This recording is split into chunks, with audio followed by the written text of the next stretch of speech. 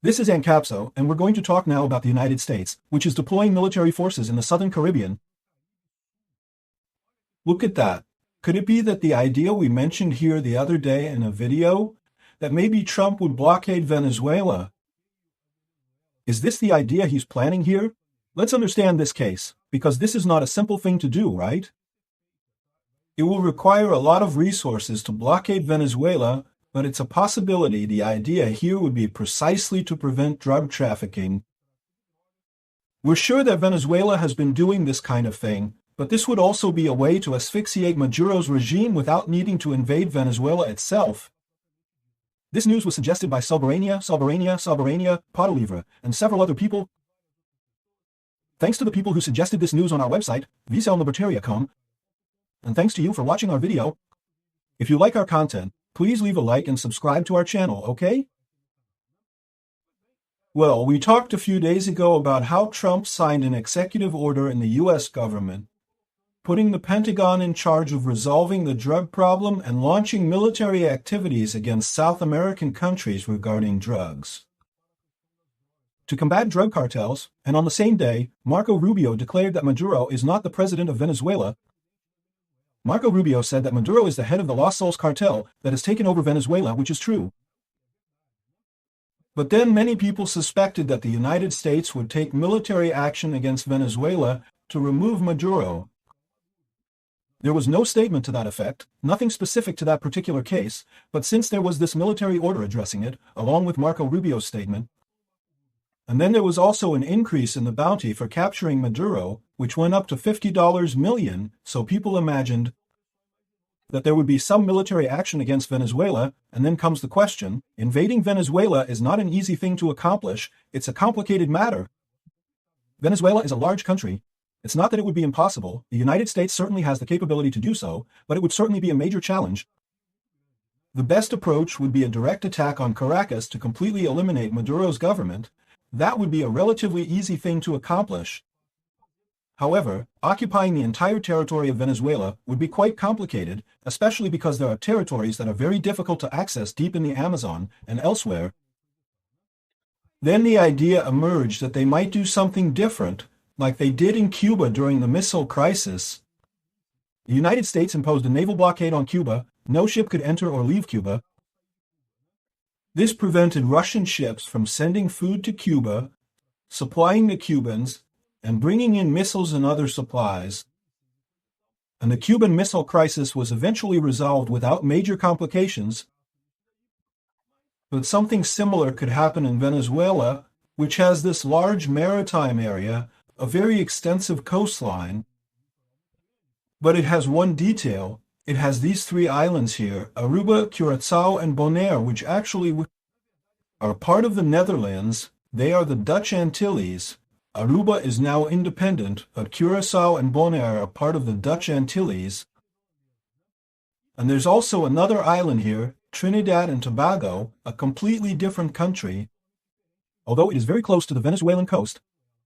Notice how curious Venezuela's territorial waters are here, because these three little islands must be considered.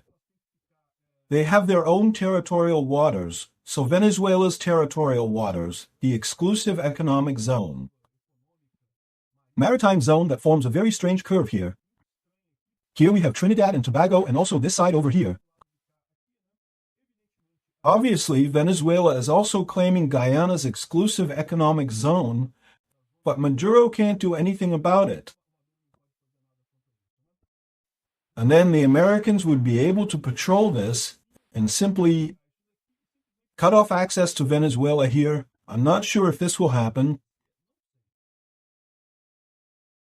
The military is deploying forces in the Southern Caribbean against drug cartel groups. The United States has ordered the deployment of air and naval forces to the Caribbean Sea to deal with threats from Latin American drug cartels. Two sources were briefed on this and informed Reuters about it on Thursday. The sources have few details about the operation, but Trump wants to use American military forces against Latin American drug gangs that have been designated as global terrorist organizations. So we're beginning to see a bit more of what this American strategy is in the case of Venezuela. Remember, they consider Maduro to be the head of a drug cartel, the Lost Souls cartel, and they're deploying the Navy in the region. It's all a secret plan. No one has open information about this, but these sources provided this information to Reuters. Trump has made combating drug cartels a central point of his administration as part of a larger effort to limit immigration to the United States and also to secure the southern border. And sources say, speaking on condition of anonymity, that the Department of Defense has begun ordering the deployment of air and naval forces in the South Caribbean Sea. That is, an aircraft carrier, perhaps. I don't know how this is going to work out, right? The deployment of these forces aims to address threats to American national security, especially narco-terrorist organizations in the region, right? The South Caribbean Sea, as I mentioned, is basically Venezuela, right? If you look here, it's Venezuela.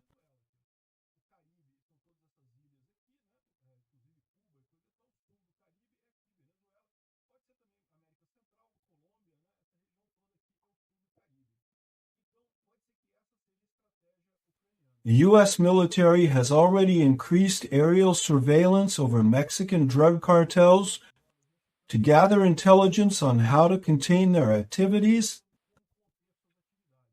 Trump had already offered to send American troops to Mexico to help combat the cartels, but Mexico refused.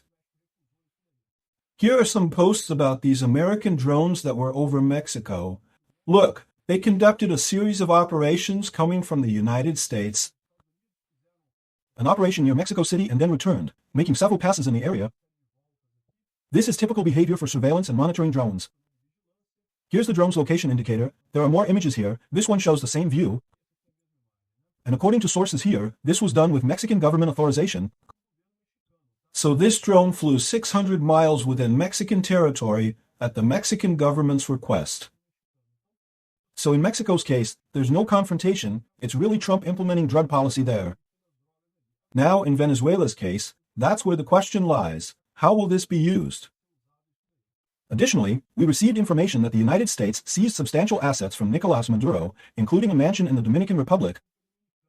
The Dominican Republic is also nearby, right? The Dominican Republic is right here. It shares the island called Hispaniola with Haiti, and unlike Haiti, it's a fairly prosperous country, which is quite curious.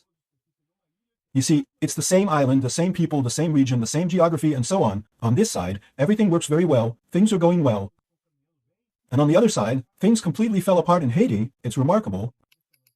Anyway, it seems they had mansions and money from Maduro in the Dominican Republic. You might wonder why Maduro would keep money and mansions in other countries and such. A dictatorship has to have this, my friend, because the dictator knows that dictatorships don't last forever. At some point, he might be forced to flee somewhere else, and he thought the Dominican Republic would be an option for escaping Venezuela. So these assets that were there have already been confiscated, and according to American sources, expect more. The Department of Justice emphasized that new phases of the investigation are already underway, and that other assets will be frozen soon. Anyway, this is the American strategy against Venezuela. They will deploy military ships in the southern Caribbean, possibly even threatening Maduro. Will it be a strategy to encircle Venezuela? I don't know, but it seems like a reasonable strategy to me. A strategy that the Americans could implement, much simpler than invading Venezuela, for example, to remove Maduro. You simply close off all the territorial waters here, and Venezuela can only manage to sustain itself, for better or worse, through oil sales, despite being sanctioned with military ships present. This would be very restrictive, meaning that, although this is all about drugs, remember that the Lost Souls cartel, which Maduro heads, is also considered a terrorist group by the United States, right? Well, let's see, this could get exciting. Lula's buddy could fall very quickly there, huh?